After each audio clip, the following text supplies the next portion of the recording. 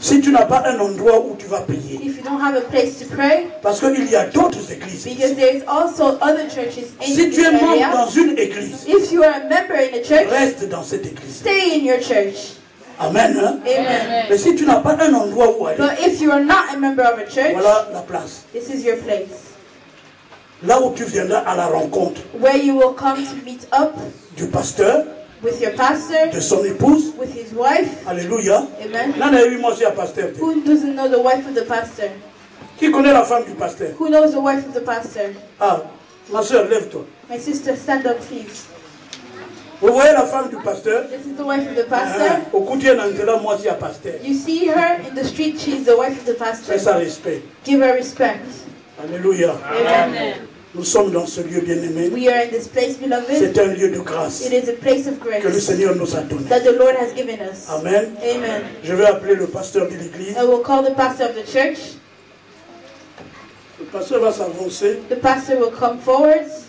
Les hommes de Dieu vont s'avancer aussi. The men of God will also come forwards. Je vais inviter l'équipe de l'église Bethel. I will call the team for the Bethel Church. Vous allez nous conduire dans 2 cantiques d'adoration. You will come and lead us in 2 songs of Et tout le worship. peuple, nous allons nous mettre debout. And all the people will stand Pendant que nous allons chanter ce cantique d'adoration. when we will sing this song of worship. Et nous allons remercier d'abord le Seigneur. And we will first thank the Lord. Nous tous, nous allons remercier d'abord le Seigneur. All of us will firstly thank the Pour Lord cette grâce qu'il nous a fait. for this grace which He gave us. Et après cela, And after that, les hommes de Dieu uniquement the men of God only vont prier will pray pour demander au Seigneur to ask the Lord que son onction puisse reposer dans ce lieu. that His anointing fall on the people of God. We're not a people that throw oil. We know that the oil is a symbol for the Spirit of God. And the Spirit of God is not oil. Oil is just a symbol. But the Holy Spirit is a spirit. Alléluia. Amen. La dédicace pour moi représente d'abord l'accomplissement de Dieu dans la vision qu'il a accordée à son serviteur.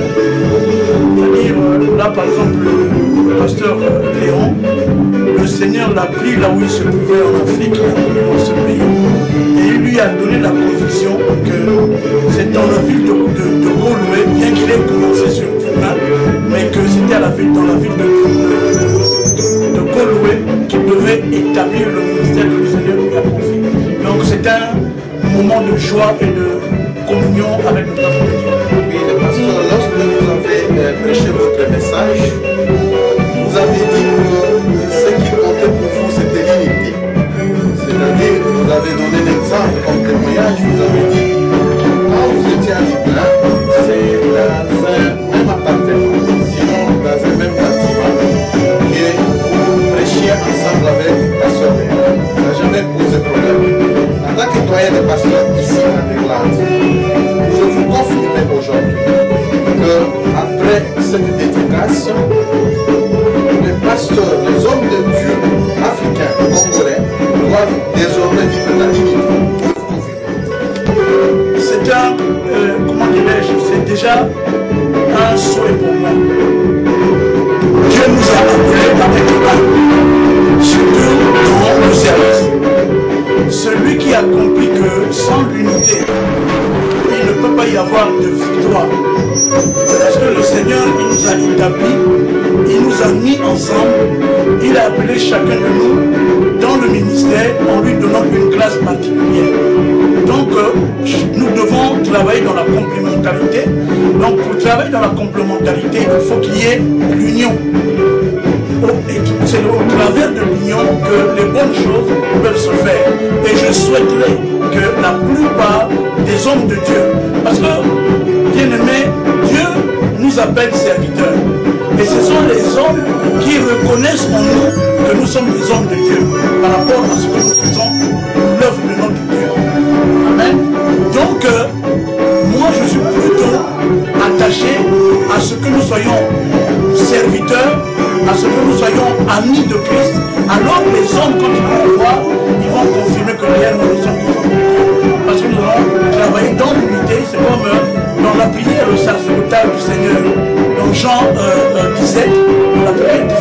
adoptés, il faut qu'ils soient un, afin que quand les autres vont les voir, ils sauront que nous avons pour maître le Seigneur de gloire, Jésus-Christ de Nazareth. Et qu'est-ce qu'il faut faire très justement pour que nous soyons un? Pour que nous soyons un, nous devons, comment dirais-je, d'abord s'accepter. C'est-à-dire s'accepter comme étant une complémentarité dans l'œuvre de Dieu. C'est-à-dire, moi par exemple, j'ai une grâce que le Seigneur m'a faite. Il faut que j'accepte aussi la grâce que le Seigneur a faite dans le pasteur Léon. Que le pasteur Léon accepte la grâce qu'il a faite dans le pasteur Kadi, parce qu'ils sont de la même vie. Et c'est au travers de l'acceptation des grâces que nous allons travailler.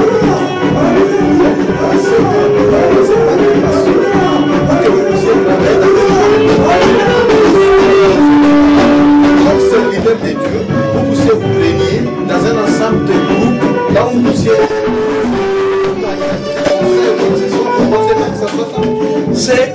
C'est une des manières de se retrouver. Mais bien aimé, les bons retrouvailles se commencent d'abord par le cœur. Quand nous acceptons les autres par rapport aux grâces qu'ils font, se retrouver ensemble pour parler n'est pas une difficulté. C'est-à-dire, quelqu'un peut prendre l'initiative. Un pasteur peut prendre l'initiative, par exemple, de nous inviter, que nous puissions nous retrouver, que nous puissions discuter sur une base bien déterminée. On ne peut pas discuter en l'air, mais sur une base bien déterminée, on peut se retrouver et parler ensemble.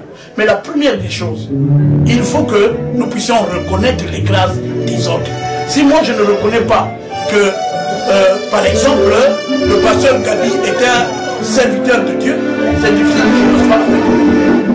Mais quand je reconnais que c'est un serviteur de Dieu, quand je reconnais que le pasteur Léon est un serviteur de Dieu, il y a plus de facilité de se retrouver et de s'asseoir. Quand par exemple, un frère entre nous prend l'initiative, il n'y a pas de problème. Moi, pour ma part, j'ai toujours été disposé à ce que nous puissions nous retrouver avec les autres. Mais pasteur, en tant qu'édoyen, quel est le dernier message à tous les hommes de Dieu ici en Irlande? Parce que tous vous suivent aujourd'hui devant le caméra. Qu'est-ce que vous voulez donner comme dernier message en tant qu'édoyen? Le message que je peux donner à mes frères, c'est que nous puissions marcher à l'image de notre Seigneur. La Bible nous déclare que Christ, il a été homme, il a marché sur la terre des hommes, mais il y a une chose que Christ n'avait pas, c'était l'hypocrisie. Le fait que lui, il n'avait pas l'hypocrisie, le fait que lui, il parlait vrai, le ministère a été plus simplifié parce que la vérité était en lui. Donc, tous les hommes de Dieu, mes frères, si nous pouvons nous retrouver avec sincérité, se retrouver sans problème que nous ayons des arrière-pensées.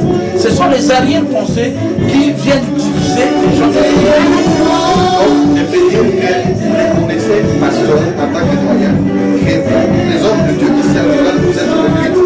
Je reconnais une chose, que l'hypocrisie règne parmi les serviteurs de Dieu.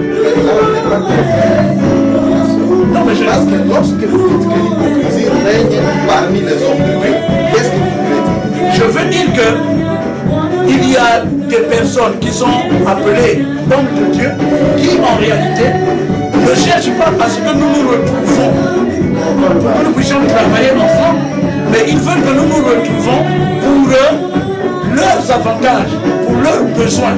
Parce que si toi tu n'arrives pas à reconnaître la grâce qui est sur ton frère, comment est-ce qu'on pourrait travailler ensemble? Voilà.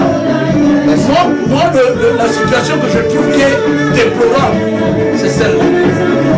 Donc vous conseillez à tous les hommes de Dieu ici en Irlande qu'ils cessent l'hypocrisie. Voilà. Et donc pour vous, l'hypocrisie, c'est un péché. Parce que, vous savez, pour quelle raison Christ n'a pas travaillé avec les pharisiens? Parce que les pharisiens étaient hypocrites. Ce qu'ils paraissaient, ils n'étaient pas ce qu'ils savaient, ils étaient